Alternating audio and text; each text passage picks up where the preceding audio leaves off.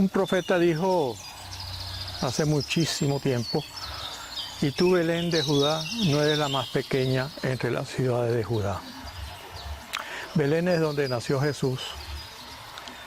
Es una pequeña aldea, ni siquiera es una ciudad. En esa época tenía, quizás no llegaba a los 300 habitantes. Es una ciudad rodeada de montañas. En esa época las ciudades se hacían y las aldeas cerca de montañas para que hubiese una defensa natural contra los invasores. Generalmente había muchos pueblos enemigos de Israel que querían volver a recuperar sus territorios. Eso fue durante el reinado del emperador César Augusto. ¿Y por qué nació en esa ciudad si sus padres vivían en Galilea, en el norte?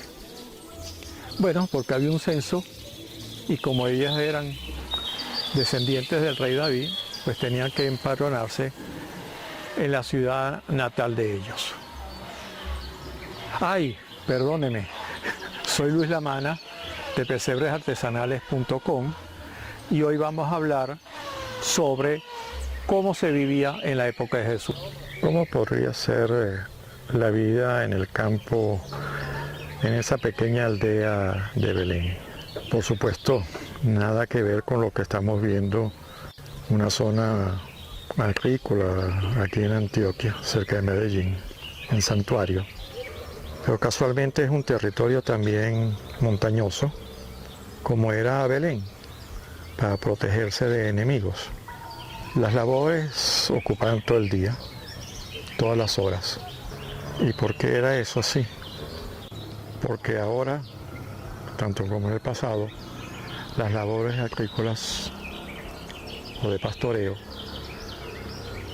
ocupan todas las horas del día.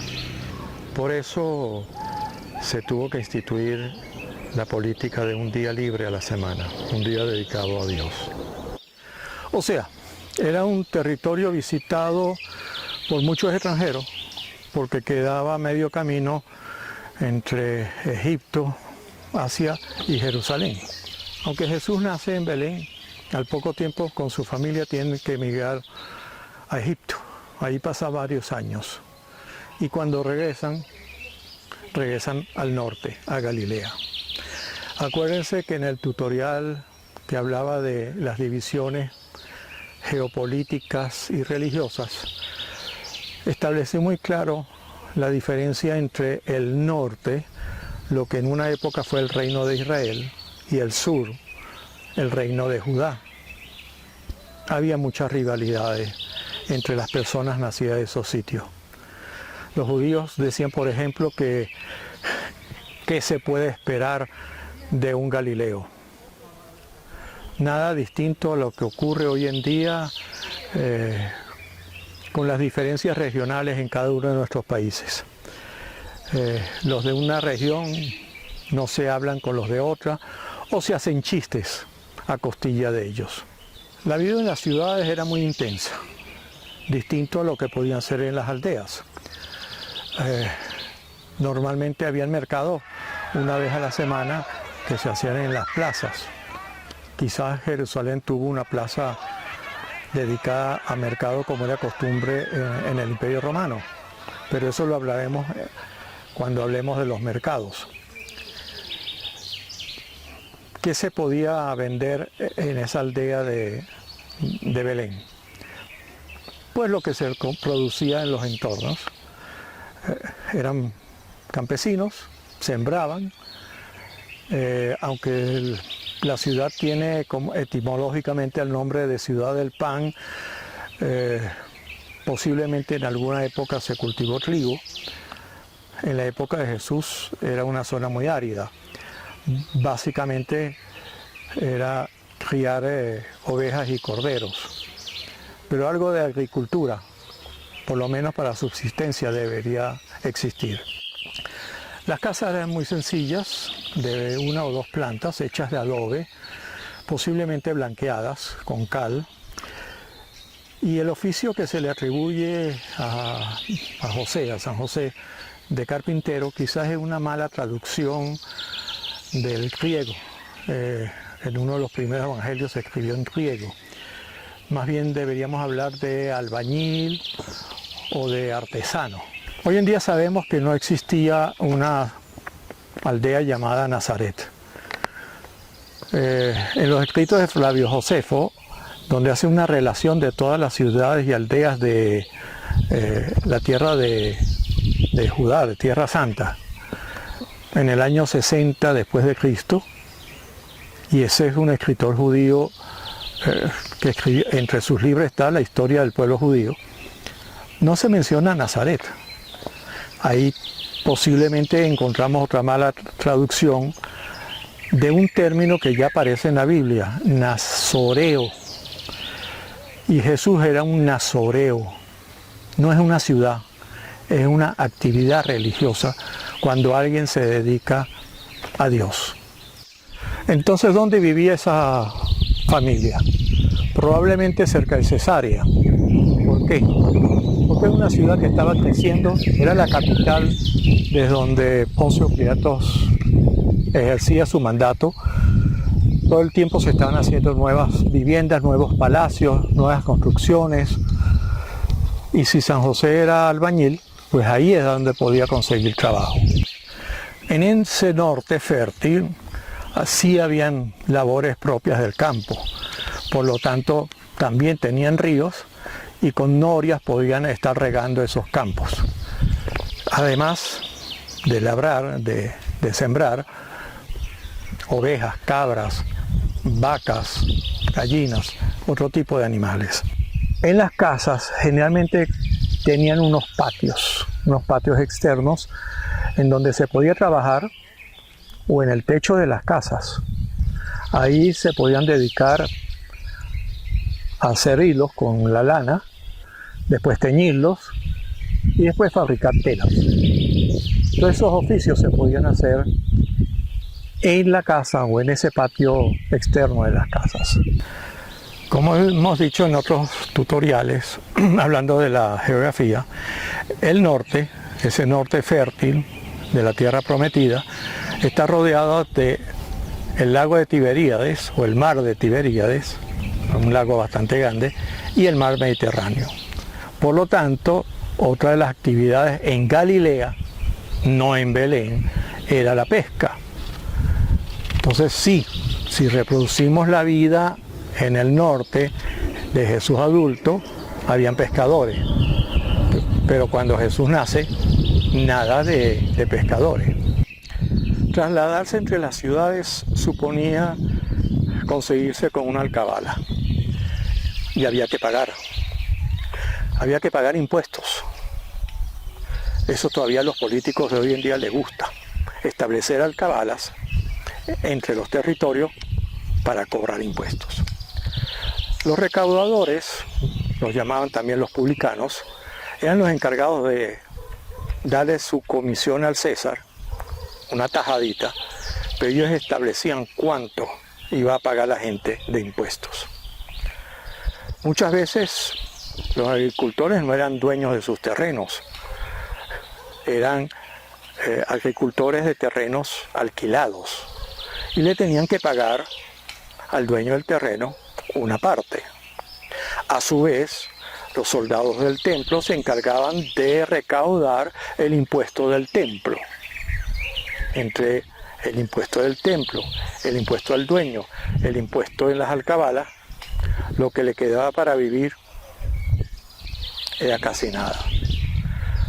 Muchas veces esa gente, esos campesinos que no podían pagar, tenían que venderse como esclavos. Afortunadamente, una de las reglas del Talmud establecía que nadie podía ser esclavo por más de 7 años. El 7º año se daba la liberación de los esclavos. No sé si eso tiene que ver con el año sabático de los profesores universitarios. Quizás sí. De todas formas, la insalubridad campeaba por donde quiera.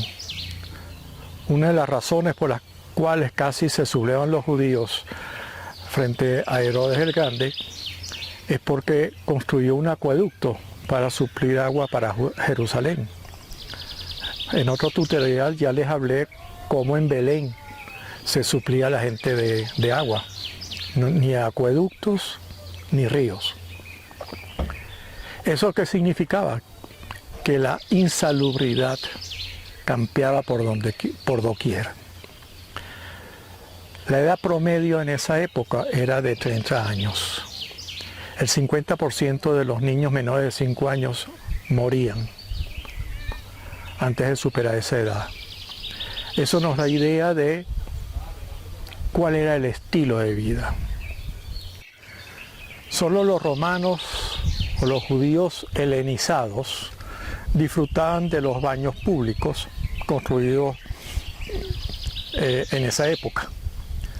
El pueblo llano muy poco se bañaba, salvo los baños rituales que obligaba la religión en esas reglas del Talmud.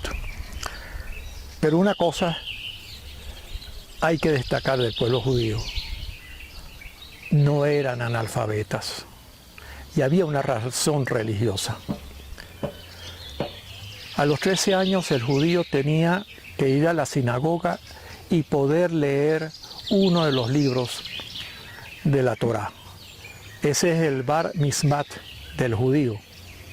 Equivale a la primera comunión de los católicos. Eso hace que pensar que Jesús era un analfabeta es una estupidez mayúscula. Que aparte de leer la Torá, estaba generalmente escrita en hebreo, que no era la lengua normal en que el pueblo hablaba. El pueblo hablaba en arameo. Posiblemente en el arameo occidental es el que habló Jesús de adulto, porque es el que se hablaba en Galilea. Otra pequeña diferencia: en Judea era el arameo oriental. Es como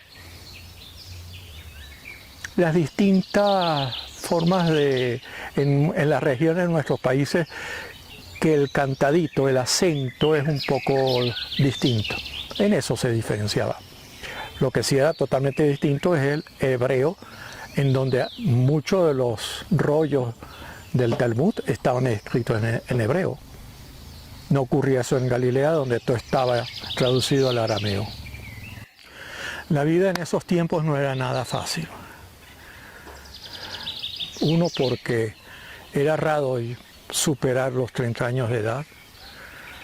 Las dificultades económicas, alimentarias, el esfuerzo físico para casi todas las labores del campo agotaban muy rápidamente a la gente. Una persona a los 30 años ya debería haberse casado desde los 15 años, ya debería haber constituido una familia y a lo mejor ya hasta tener nietos, ser un abuelo a los 30 años. Cuando vayamos a hacer nuestro pesebre, tomemos en cuenta todos estos datos para no cometer errores, a no ser que a propósito los queramos cometer porque no nos interesa hacer un pesebre bíblico. Esta charla es un poco orientarlo a ti, orientarte de cuál era la realidad de Judea en el siglo I. Hablo de Judea, donde nace Jesús. No estoy hablando de Galilea, la vida adulta o la juventud de Jesús. ¿Por qué me parece tan importante y centro todo en el momento del nacimiento? Sé que la Iglesia, todo el cristianismo, celebra otras efemérides. Le dedica 40 y pico de días a la Semana Santa, a la preparación. de la Cuaresma. ¿Qué es más importante? ¿Que nació? ¿Que resucitó? ¿O que murió? Yo quiero celebrar la vida. Quiero traerte a tu casa la vida. Ese es el mensaje de montar un nacimiento en Navidad. Fidedigno o no, las lecciones, las charlas que aquí damos son para que lo hagas fidedigno, fiel, digno. ¿Qué es en esencia lo que quiero transmitir? La humildad, la sencillez, ese ambiente campesino, ese ambiente medio pobre, ese ambiente de lucha contra un imperio invasor lleno de soldados por todas partes. En otras charlas he hablado mucho sobre eso, sobre lo que significa la invasión de un extranjero.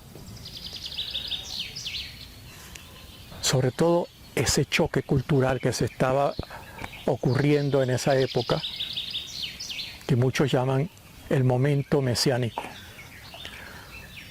porque esa opresión de un pueblo que casi no había vivido épocas de gloria, esto estaba buscando un libertador. Y sí se consiguió con un libertador en otro sentido, no es lo que esperaban. No sé qué otra cosa te puede interesar, no sé qué más te puedo hablar sobre el ambiente de la vida en esa época. Por lo tanto, aquí puedes escribirme, aquí te puedes suscribir, y si no, te dejo el enlace de la página web, donde directamente nos puedes escribir y contarnos tus experiencias, contarnos tus dudas, y así poder seguir haciendo esta charla. Chao amigos, hasta la próxima.